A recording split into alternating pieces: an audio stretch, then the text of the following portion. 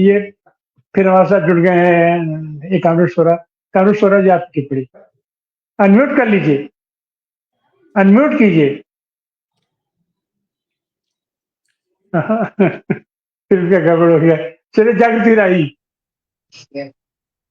आप क्या हमको इसीलिए बैठा के रखते हैं कि जब किसी को न आए बोलने तब हम बोले?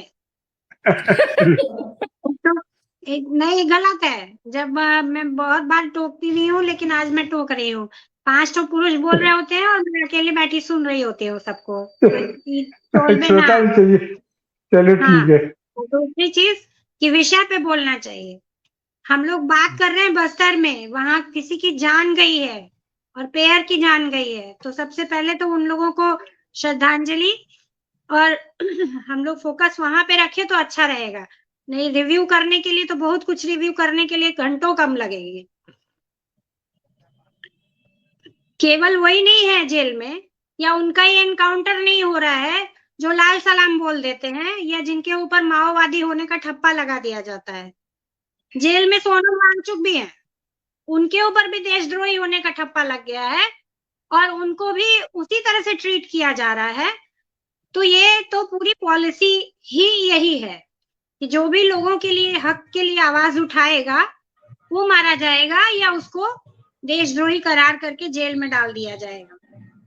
पेड़ सिंगरौली में कट रहे हैं, पेड़ जहां भी है वहां कट रहे हैं। बस्तर में भी वैसे ही हो रहा है। और वो आदिवासी जब भाग के शहर में आता है तो शहर में भी उसके रहने का ठिकाना जो है बुलडोज कर दिया जाता है और उसको वहां से भगाया जाता है। तो जंगल उजाड़ कर आदिवासियों को ही बेदखल करेंगे, तभी उनको जमीनें अडानी को, अंबानी को, जिन भी पूंजीपतियों को सौंपनी है वो सौंपेंगे। डेवलपमेंट का उनका जो मॉडल है वो पुलिस के जरिए ऐसे ही लागू किया जाता रहा है। चाहे जो भी प्रोजेक्ट आता है, जहां भी आता है वहां ऐसे ही चलाया जाता है। अभी ये थोड़ी प्रक्रिया ज्यादा तेज हो गई है और इसलिए ये आसान है। और जैसे ही आप उनके रिएक्शन में बंदूक उठाते हैं तो फिर उनके लिए आपको एनकाउंटर करना और आसान हो जाता है।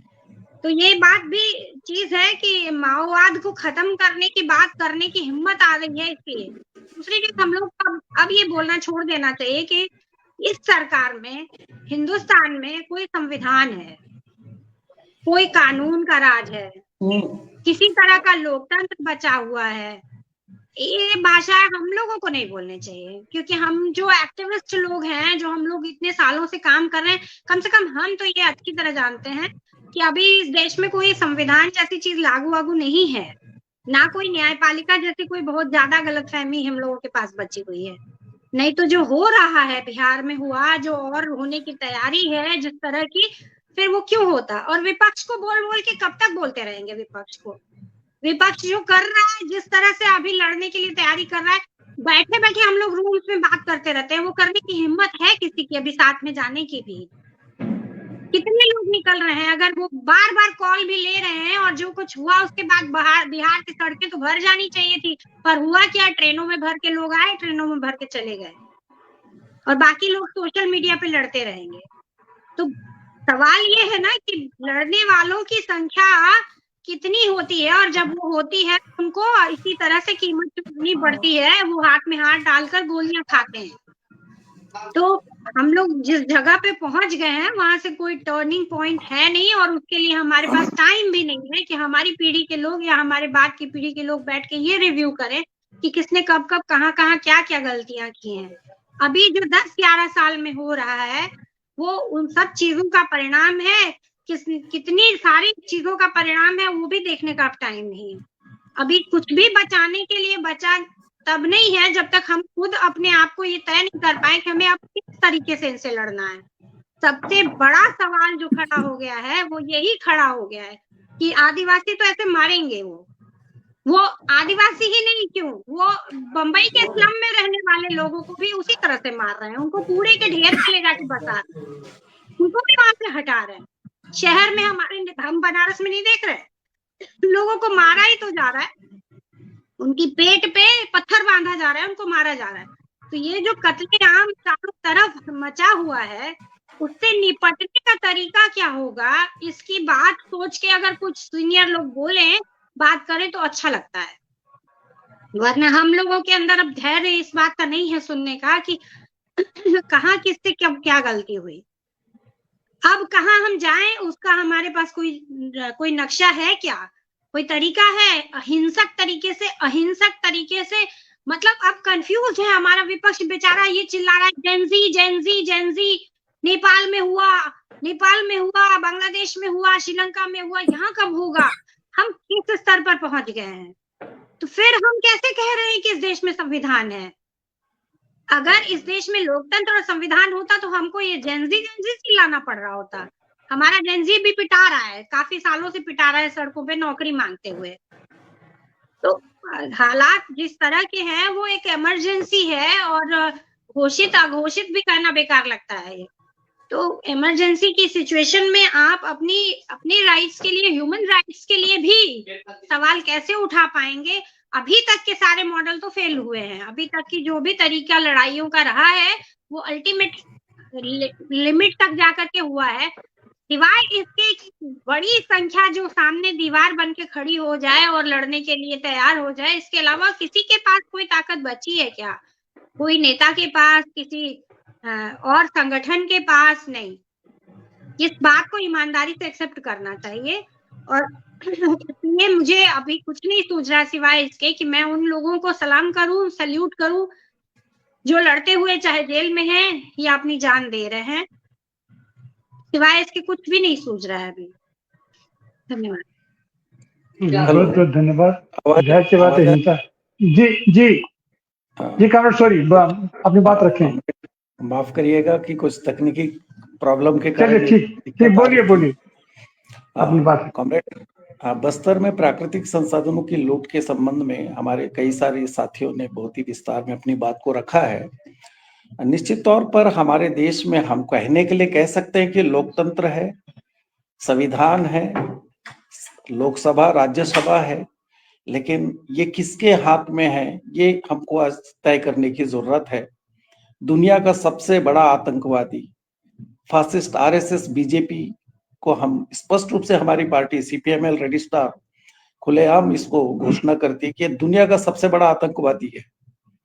खोजने जाते हैं कि फलाना देश का आतंकवादी है। अभी हमारे छत्तीसगढ़ में एक और घटना घटी है। आपको मालूम है इजराइल द्वारा गाजा में निर्दोष 70,000 से भी ज्यादा निर्दोष लोगों की हत्या किया गया। तो नेतन्याहू के खिलाफ में जब विरोध हो रहा था दुनिया के सभी देशों में, तो छत्तीसगढ़ में भी हम विरोध कर रहे थे। उस परिस्थिति में छत्तीसगढ़ के बिलासपुर में लखन सुबोध, एडवोकेट प्रियंका शुक्ला, बलबीर जी एक सरदार जी हैं, ऐसे कुछ मानवाधिकार साथी हैं जो काम कर रहे हैं। तो हम वहां पर जो इजराइल द्वारा आम जनता के जो कत्ल हो रहा है उसका भी विरोध जो साथियों ने किया, उनके ऊपर एफआईआर कर दी जाती है। तो काय का लोकतंत्र है। न्यायपालिका, कार्यपालिका, व्यवस्थापिका, पत्रकारिता इनके हाथों में है। बस्तर का माओवाद में समस्या नहीं है। माओवाद के आड़ पे निर्दोष लाखों आदिवासियों की हत्या किया है, महिलाओं की इज्जत लूटी गई है, लाखों लोग छत्तीसगढ़ के बस्तर से निकलकर तेलंगाना में शरणार्थी की जिंदगी जी रहे हैं। ये सरकारों को तो शर्म आनी चाहिए कि हमारे प्रदेश के लोग दूसरे जगह जाके शरणार्थी जैसे जी रहे हैं। उसके बारे में कोई सरकार इसके बारे में चिंतित नहीं है। हमारे साथी ने कहा लोंडीगुड़ा के बारे में, टाटा वहां पर जब अपना जमीन ऑक्युपाई करके लोगों का जमीन छीन रही थी तो उस समय की जो सरकार खुलेआम उनको जमीन दे रही थी। जनता ने लड़कर उस जमीन को वापस लिया। आज खाली छत्तीसगढ़ नहीं, पूरे देश के अंदर कॉरपोरेट जगत के लिए इस तरीके की व्यवस्था कर रही है। छत्तीसगढ़ के अंदर सेलेगर में जो आदिवासी लड़ रहे थे, जिसमें हजारों के तादाद में लोग लड़ रहे थे, हजारों लोग, महिला पुरुष, मैं खुद वहां पर गया था। वो आदिवासियों की मांग है। मैंने देखा 50-60 किलोमीटर जाकर राशन लाना पड़ता है।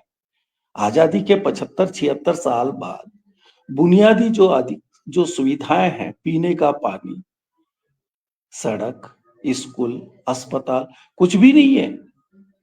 राशन के लिए उतना दूर जाना पड़ता है। ये कैसा लोकतंत्र है। तो ये फासिस्ट ताकतें आज सत्ता में है, जो हत्यारे लुटेरे, इनका जो पूरा हिस्ट्री हम देखें, ऐसे लोग सत्ता पे जब काबिज हो जाते हैं तब उससे न्याय की तो उम्मीद कर ही नहीं सकते। अभी 2 दिन पहले हम लोगों ने एसआईआर के खिलाफ में एक कन्वेंशन हमने किया रायपुर के अंदर। हमने बोला ये लोकतंत्र, संविधान और इंसानियत के ऊपर हमला है। ये अभी हमारे सामने एक गंभीर समस्या है। तो बस्तर का अंदर जो हत्या हो रही है, ये लोकतंत्र की हत्या है। क्या वो माओवादी बोल के मारे? निर्दोष। अभी मैंने सुना एक स्कूल का प्यून है, वहां पर लोगों काम करता है, उसको भी 1 लाख का माओवादी बोल के उसकी हत्या कर दी गई। ऐसे सैकड़ों लोग हैं। अभी जिस तरीके से हिडमा के बारे में साथी कह रहे थे, पकड़कर उनकी हत्या की गई है, ये ऐसे कई सारी रिपोर्टें आ रही है। लेकिन हम कहते रह जाएंगे, लेकिन ये सरकार को कुछ नहीं कहना है। उनको जो करना है वो हत्याएं कर रहे हैं। आज हमारा सबसे बड़ा सवाल है, क्या माओवादी हथियार डाल दे, आत्मसमर्पण कर दे? क्या उसके बाद ये फोर्स लाखों के तादाद में जो बस्तर के जंगलों में है, क्या वापस जाएगी? उनका तो लाइन है 2026 मार्च 26 तारीख तक खत्म कर देंगे। क्या उसके बाद ये जो लाखों के तादाद में जो फोर्स रखा है, मिलिट्री, पैरामिलिट्री, 1 लाख से ज्यादा है, क्या ये वापस जाएंगे? नहीं जाएंगे। क्यों? बस्तर के अंदर जो कई प्रकार के लगभग 2 दर्जन से भी ज्यादा खनिज संपदा है, उस खनिज संपदा को अडानी अंबानी को देने के लिए रास्ता क्लियर कर रहा है। आदिवासी जब सड़कों पे आएंगे, संघर्ष करेंगे, लड़ेंगे, तो उनको भी हत्या करेंगे। इसके लिए ही कर रहा है। हमने देखा, सड़क मतलब गाड़ी आने के लिए, बस को आने के लिए सड़क चाहिए, लेकिन वहां बड़े बड़े जो सड़कें बनाई जा रही है, वो भी 5th शेड्यूल के अंतर्गत। ग्राम सभा का कोई औचित्य नहीं। छत्तीसगढ़ में ये तो धोखा है, पेशा कानून बना के रखा है, लेकिन इस पेशा कानून का कोई औचित्य नहीं है। दंतहीन कर दिया है इस पेशा कानून को। हमने जो सुझाव दिया, उस सुझाव को इन्होंने तो माना नहीं कभी। जो पेशा कानून, ग्राम सभा फर्जी तरीके से होता है, अगर उसके बारे में कितने सारे इनकाउंटर हुआ है, जिसके बारे में जो साथी लोग कह भी रहे थे, उसका जब जांच होती है, उस जांच में पता चलता है कि ये फर्जी इनकाउंटर था। क्या उनके ऊपर एक्शन हुआ? एक के ऊपर भी एक्शन नहीं हुआ। आज तो ये हिंदू राष्ट्र के नाम पर ये जो पाखंडियों को उतार के रखा है, धीरेन्द्र शास्त्री जैसे पाखंडी है, ये एक पाखंडी नहीं, ऐसे हजारों पाखंडी है, जिनको भेजकर देश को अपनी एकता, भाईचारा को खत्म कर रहे हैं। इनका खाली बस्तर नहीं, रायगढ़ से लेकर, हसदेव से लेकर, पूरा वेस्टर्न घाट से लेकर तमाम वन संपदा, खनिज संपदा लूटने के लिए जमीन तैयार कर रहे हैं। और बस्तर के अंदर बहुत ही बहुमूल्य जो प्राकृतिक जो संसाधन है, जो खनिज संपदा है, जो अंग्रेजों के जमाने में जो लूट नहीं पाए, आज उस खनिज संपदा को लूटने के लिए रास्ता तैयार कर रहा है। और उसके लिए लोकतंत्र और संविधान उनको जरूरत नहीं है। जो 52 साल तक उसको नहीं मानते हैं, जिसको जलाते हैं, बाबा साहब का, अंबेडकर का संविधान को ये मानते नहीं है, ये तो मजबूरी है। कोर्ट ने कहा इसलिए वो झंडा फहरा रहे।